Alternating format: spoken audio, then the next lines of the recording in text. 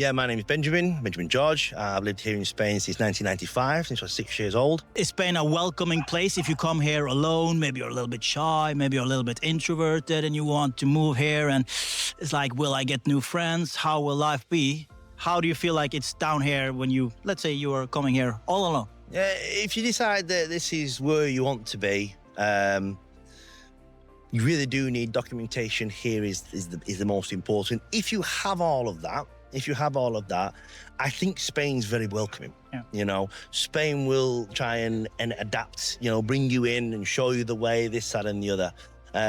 What they don't like is that you've been here for 6, 10, 15, 30 years and don't speak the language. Oh.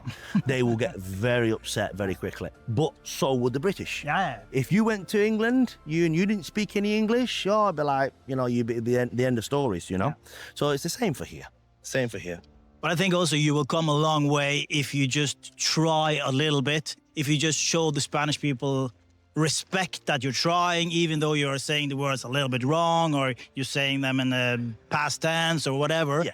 Just show them you're trying. They will, most of the time, if your Spanish is okay or decent, they will understand and they will respect you for trying. Yeah, they're not like the French, you know, or the Italians. No. If you try and speak French and speak it badly, the French don't like it. They'll reply to it in English, yeah? And the Italians are the same, you know? But the Spanish are very good with that. They will, you know, my Spanish is, you know, I wouldn't say it's perfect because I still cannot understand why a car is male.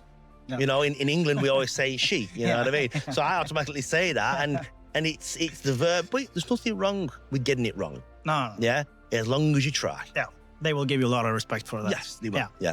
If you're planning to move to Spain in 2026, first of all, you need to inform yourself whether it's a non-lucrative visa, nomad working visa, or the golden visa. That's the first step, and see if you can comply with any of them regulations, yeah?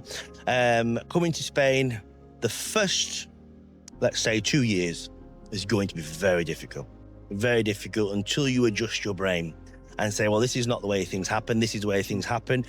One thing that really frustrates the life out of me is everybody from their own country said, well, it's not like that in England. No. It's not like that in Sweden. It's not like that in Norway. But you ain't in Norway. No. You're not in Norway. No. You chose to move to a country where things are relatively cheaper. Yeah? There's no benefit system unless you've paid into it. So you can't just go and say, well, I'm going to go on the dole and I've never worked, but I'm going to go on the dole and get some benefit. It doesn't work like that here. You have to have paid into it to get something off it.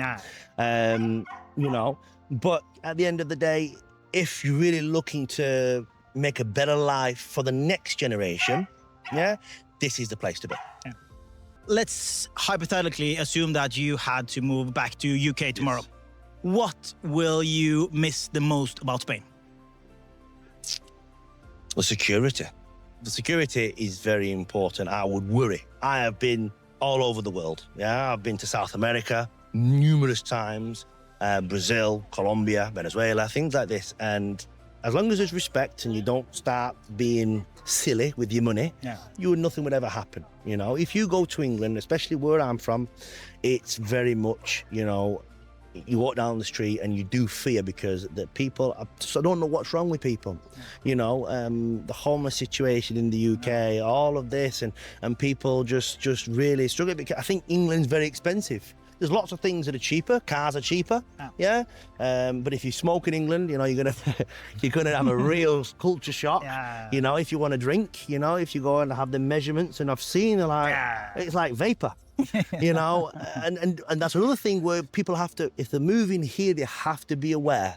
The afternoons, everyone has a beer, they have a glass of wine with lemonade and things like this, and it's very easy to get lost in the alcohol and the good time. Absolutely. And before you know it, you will be really in Quay Street, as they say. You know, you'd really be in trouble. 2011, I rented an apartment that was 3 bedroom, 3 bathroom, 2 terraces, right in the centre with a parking, and that was €400. That was amazing. And then we used to go, when the euro came in, with €50 note, you could go to the supermarket and fill your basket. They were the times, and he didn't appreciate them then. So what happened is, when we had Airbnbs come in, Airbnb people are thinking, Why am I being stupid and renting out for €1,500 a month when I can get €1,500 a week? Yeah. So what happened is everyone thought, well, I'm going to do that, and all these property prices started going up. That same apartment, I only saw that last week. The same apartment is €1,900. I'm like, and also another time, you need to rent an apartment. You need to prove your income. You need to have 3 last contracts. You need to put down deposits. So you'd have to put down, say it was €1,000 per month. You'd have to give probably 3 months down. And then you still do it, even though it's illegal. You have to pay the real estate. So you'd have to pay the real estate, another €1,000. Like, hold on a minute.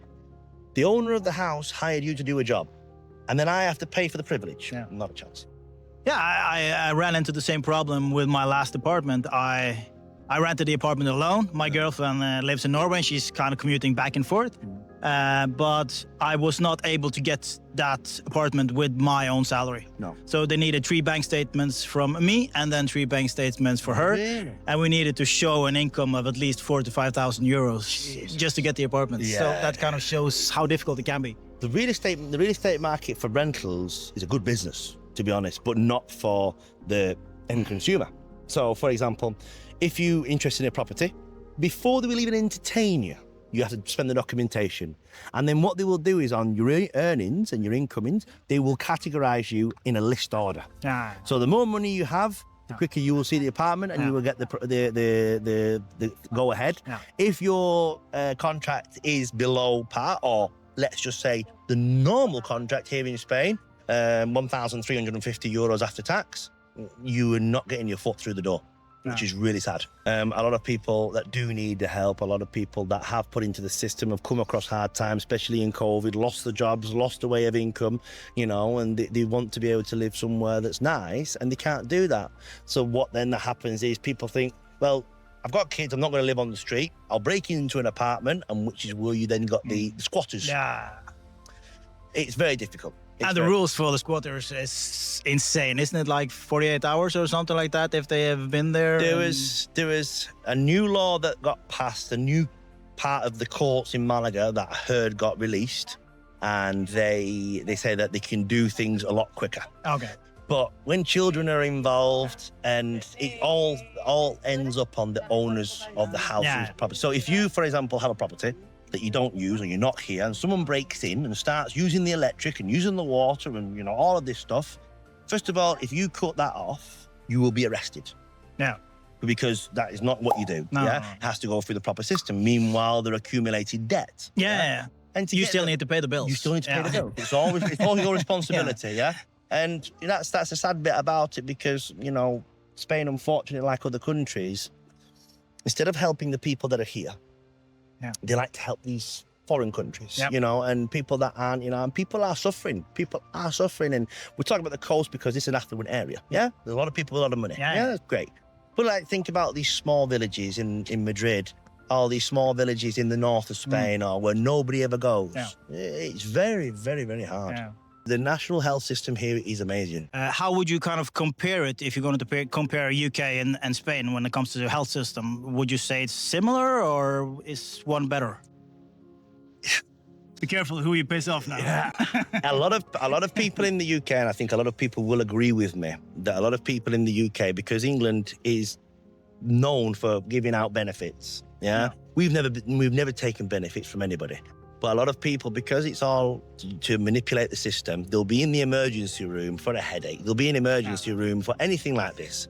So the waiting time for anybody to get attended to in the UK is 6+ hours. Here in Spain, you don't really see that. You get there and, you can go to the main hospital in Marbella, which is Costa del Sol Hospital, and you can wait there 6 hours. It's true. That's the difference between having private health and non-private health.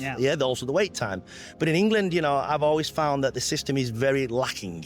I have been to some hospitals in the UK. They're all very pretty, all very nice, but the actual service that you get from the staff and the hospital is actually lacking.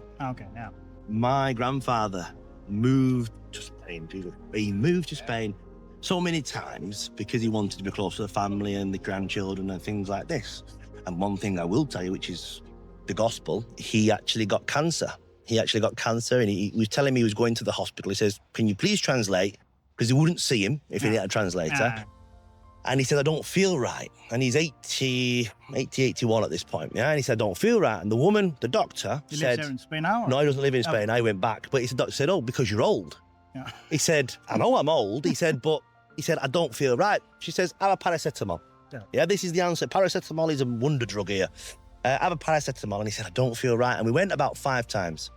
There's a private doctor's service here in Costa del Sol, which you might know, it's Helicópteros Sanitarios. Yeah. And we paid for them to have that, and we called the doctor out, and she touched his stomach and went, "Get to the hospital now."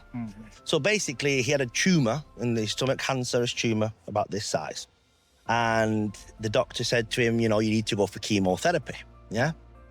In Spain, because the law is the way that it is, he got told because of his age, they wouldn't give him chemotherapy because the percentage that he would, the percentage of his life is so much lower than what it is for someone younger. It's crazy. So he went, "So you want me to die?" He said, "We just go into a hospice and you will just fade away." So they went back to the UK and they got on the system, went back to the doctors, they gave him the chemotherapy treatment, and that's 4 years ago, and he's still here.